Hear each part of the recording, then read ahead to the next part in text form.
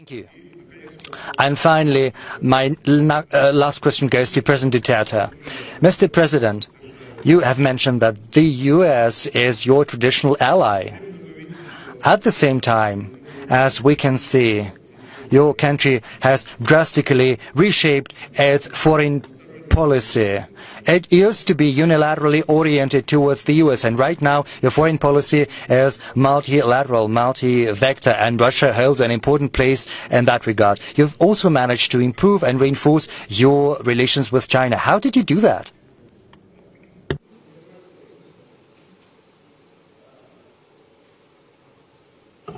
In the first place, we have been a colony of Spain then with the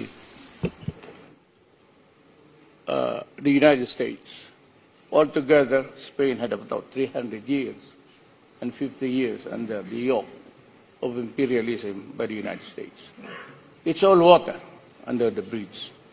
And we have been prepared to do the governance that we decide. Over the years, I have seen that the foreign policy of the Philippines always tailored that of the United States. And we can hardly go to some, at that time, communist countries just to explore trade and commerce. It was looked upon by the American government as not a pleasant one, not a new development that would make them happy. And during my time, I was at a loss where to go. I did have contacts. I was not really expected to win the presidency. As a matter of fact, during the last week of the elections, I was in the number 4. But the week before the elections, my rating shot up to 32, and so I won by a landslide. Now I wanted something more than just what a new country can give us. And even in the purchase of arms and the things that they have given us, some were good, some were bad. And products, air assets that were given to us were refurbished from NATO and given to us. And a week after, 3 of those we bought from them crashed, killing all my pilots and crew. 6 helicopters. And that was the time that I was also criticized heavily by the human rights of the United States Congress. And then, to my surprise, even the Human Rights Commission. You know, during the time of 2 presidents ago, we were told by the United States itself that if we do not take care, if we do not watch out, our country will be swallowed by drugs. And it came to pass with about 2 presidents. And we saw mayors, city mayors, and the chairman of the most basic unit of government, 50,000 into drugs. And when I took over, I found out that 9 generals were involved in the trafficking of drugs. I said, I'm not only fighting corruption from the inside of government. I was fighting corruption and the trafficking of drugs, even in my government. And that is why I had to do something very fast. And now people say that my pronouncements actually encourage everybody to kill the drug lords and drug addicts. You know, frankly, I would be happy to if that things happen. And I enunciated the rule when I became president. And that was also the same rule when I was mayor for 21 years in a city. And I said that I'm going to build a comfortable city, a safe city, a city where you can walk. And I asked the police, ask your wife and children to walk the streets at night. If they come home unmolested, unbridled by worries, not victims of mugging and crimes, because there were so many addicts in the streets. And I said, I want that kind of environment. Then I proceeded. This I would pose to the entire community of the world. Is it wrong for a president to say that do not destroy my country, especially the children, because I will kill you? And that was my order to the armed forces and to the police. And right now, even as I fly here and go back, there are about, again, 2 generals who are still playing with that. And I said, well, I told you, do not destroy my country because it is being flooded with drugs. With so many families created and become dysfunctional. You only have to have one addict in the family and the entire family collapses, becomes a socially disorganized unit. And I had to act fast. And the human rights are accusing me of murdering 70, now it's 20, now it's 7. So let me explain. These human rights guys are very eager to see a dead carcass of a criminal, a drug lord, a city mayor. And they would question me, why was he killed? Despite of the evidence of drugs all over the house, and one house of a certain mayor that was killed had paper walls stick with 500 pesos. It was made as a wall of the house inside. And so I said, well, I've warned you, do not do it, because I will kill you. But I also ordered the military and the police, go out and dismantle the organized crime of drug trafficking. And if you find your life in danger, I will order you to shoot them. Rather see a policeman or a soldier dead. In Marawi Rebellion, it started with a drug case. And so it was rebellion because almost everybody of that place, which was really the laboratory of the entire Philippines, where drug was produced and people had money, can see no business there except the stores. And yet, there was one in another city, he had 100 cars, 2 Lamborghinis, and so many Porsches.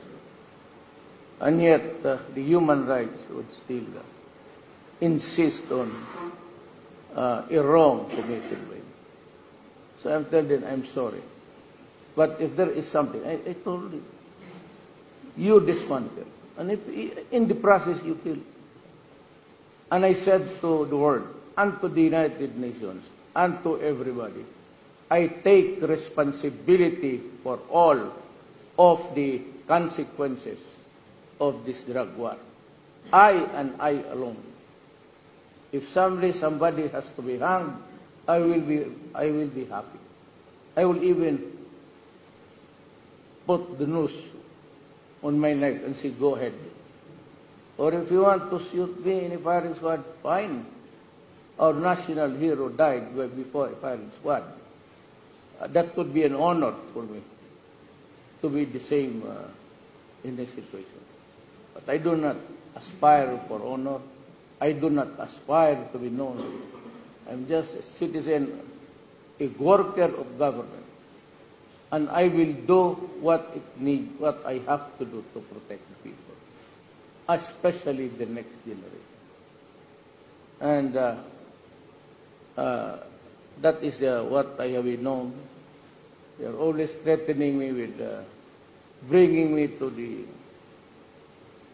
that would be the day. We have courts in my country. The judges are independent. The prosecutors do not talk to me. And so I said, if there is somebody who will answer for this, I will, but you have to do your job. And I have fired so many prosecutors and judges because corruption was eroding the very foundation of government. And I said, came up with a statement. Little did I know that I will not only be fighting the criminals, the drug lords, the kidnappers. I was fighting men in my own government and the corruption that drugs bring. Drugs cannot prosper, I tell you, unless the military and the police would allow it. If the city mayor in my city, if I say do not do it, and if you have been to the Philippines, do not look at the carcass of the criminals. You will get nothing. Look at the many thousands of families that are socially dysfunctional because if you want to destroy your enemy, feed one of his children with drugs, and your dog, the family goes kaput. I am faced with the job of the human rights of the criminals. I have no business. I have no universal right to destroy a fellow human being. I do not allow the military to shoot a person hog-tied or with stretched hand in surrender. I told them that the only way that you can kill a criminal, the drug lords and the addicts, is when your life is in danger. So shoot first before you die. Because if I go to the scene of the crime and I see that you are the one dying, I will kick you and finish you off for being stupid. Do not allow government to be weakened by such. You have to impose order. And so that is what really bugs me. So the government of the United States, before the, if I could only have 2 minutes. If I can have 2 minutes, then I'll tell you what. The rifles, we have the longest insurgency problem, communist insurgency problem, armed struggle. It has killed so many of my soldiers. And the rifles were, it has fired so many rounds, it becomes loosened. There is no more rifling. It comes out turning at a very fast rate so that it has own velocity. It can hit the target. And I tried to buy about 24,000 M16s for my police and military. One congressman in the U.S. or two stood up and said, do not give it to the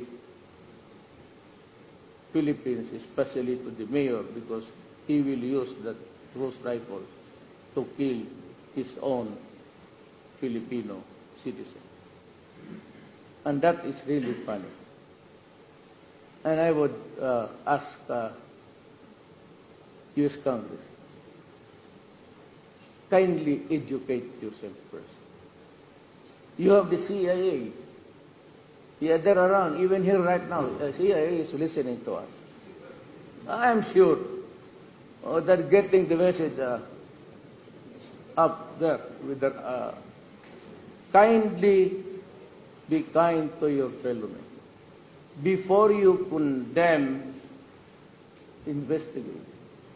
And allow us, before you come up with this result, allow us the right to be heard. It is a God-given right to any person, whether you live in autocracy or tyranny. Every person has the right to be heard. And, you know, human right. The United States did not send me. They stopped the rifles at the time when the rebellion in Marawi was brewing. I was here, scheduled to have a series of meetings about trade and commerce. But on the day, I just stayed there for 6 hours. And I'm thankful that President Putin came all the way from somewhere to fly just to be in Moscow to talk to him before I took off. Took us about 5 months to quell the rebellion. And it was only when China and Russia gave us the very well-made guns. The new fighting now is from afar. You don't need to go to your enemy. You just paste him at the crossroads. It can hit somebody 2 miles, 2 kilometers away. And those rifles that were that good. If your sniper has been trained properly. That was our advantage. And that is our story. I tried to buy helicopters. And I was looking around South Korea and Russia and Israel. They said, no, you cannot. You buy from us. So Bell Helicopter of Canada offered me 10, but with a condition that I cannot use it against my own citizens. I said, look, stupid. I am buying these helicopters because they are killing the people, the rebels, and my military men, and my police. And you sell me a helicopter with the condition that I cannot place armaments, only for transport of dead soldiers. So, wounded soldiers, and for humanitarian reasons. When, as a matter of fact, these rebels are rebelling because they want to oust the government. ISIS is there. We're having a hard time fighting terrorism. They blow churches, so many. They blow military camps. The suicide bombers are not from there, but white-looking.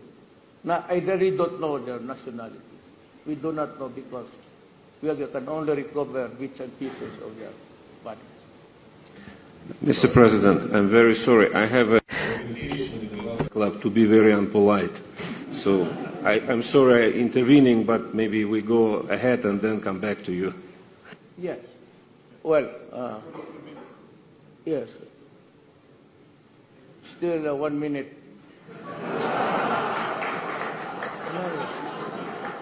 I will end up by saying that, well, this has been the issue in the Philippines, that they have a president who's a murderer. I assure you. I have a religion, and they say that, well, the bishops and all of this, they've been attacking me. And I said, your religion is not. I have my own God. And I'm planning to invite the Russian Orthodox missionaries come to the Philippines so that we can look for a place where we can build the Orthodox Church. It was built many years ago by the Russians. 1922. This was destroyed. It's an old pillar. Please excuse me, Mr. President, this 1 minute is still there. Yes. I'm now involved in freedom of religion. Well, I must end by this, just abusing the minds of people. I am not a killer. Some say, killer of what? Maybe, you know what it is. You are all practicing it. Killing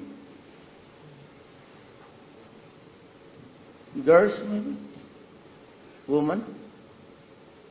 We are good at that. I have yet to kill one human being. When I say I will kill you, but that's a statement coming from the mouth of the President. Still have half a minute, I will forgo it. Probably after the, we have questions from the hall. Yes. Probably next thing we'll think Oh, I about. forgot Okay. about it. Yes, I'd be happy to respond to it. Спасибо. А теперь перейдем к... Can we equal West to the East? No, seriously. No joke. President Duterte, can you actually equal West to the East? And can we talk about sort of a unisex approach, so to say? East and West.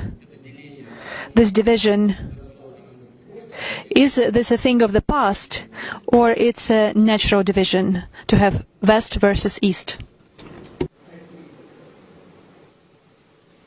There's always been a divide between the East and the West, culturally and financially, except for China, was really doing great all these years with so many dynasties. But the rest of East Asia had so many experiences of colonialism. That is why it's very hard really to connect it. They still harbor the Indonesia went to the Dutch, the Philippines brought to the Spaniards and the Americans, and Malaysia to Malaysia. So any attempt that would force or persuade even a nation for them to adopt the Western ways is always suspect. Now that's the problem. So there has to be a more social intercourse, and this should not only be limited to diplomatic levels, but in terms of exchanges among people. And maybe allowing a certain amount of the East Asian to visit other studies, other nations. In terms of loyalty, it's also very hard now to fathom where they are or where the Philippines is. I mean, I'm charting a new course, not really separate from America, but more of the colonial vestiges of the practice of the diplomacy. Where we go, right after the independence in 1947, we have always been guided towards what policies. And for the longest time, we never had any concrete relations between Russia and the Eastern Bloc at that time, because they were pictured to be the enemy of democracy. And democracy then, to the Western world, was their monopoly. And that the rest of the world were totalitarian or ruled by despots and tyrants. And that has been the food for thought, even among children. There's always the USIS, it's a library, and everybody attended there, and you can see all the propaganda. Maybe the next generation will. I am the last baby of my generation. I was born in 1945. Practically, but still, the practice of the Western ways are still there. But intellectually, maybe educationally, it would take time. It is hard for the Filipinos to understand that there's no such thing as a non-democratic government in the Eastern Europe at that time. It was always an American propaganda against nothing from the West. So it was not only after Berlin was liberated, so to speak, and that there was this exchange of ideas now from Germany. But it's not enough. It's not enough. This is also because of the financial setup. We are always looked upon as, always sometimes the crumbs of your favor. And I think that America is one country who is not treating its former colony right. And for the new generation, and sometimes if you, like me, we have a hurt for being subjugated by foreigners. So it's a colonial thing amongst the East Asian, Indonesia, Malaysia, Brunei, Philippines. It cannot be solved in one diplomatic dinner. You would need about 2 or 3 generations for the Asians to really freely accept civil war. And that is true for China. The Opium Wars, the impositions of so many things of historical. That does not go away suddenly. They always refer it in their history as part of the struggle until now.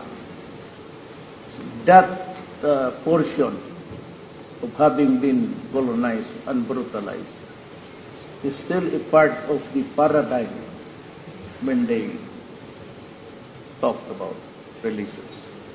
Mr. President, can you wrap up if possible? Well, we actually understood that our hypothesis proved wrong. So, между Востоком и Западом все. So between the West and the East,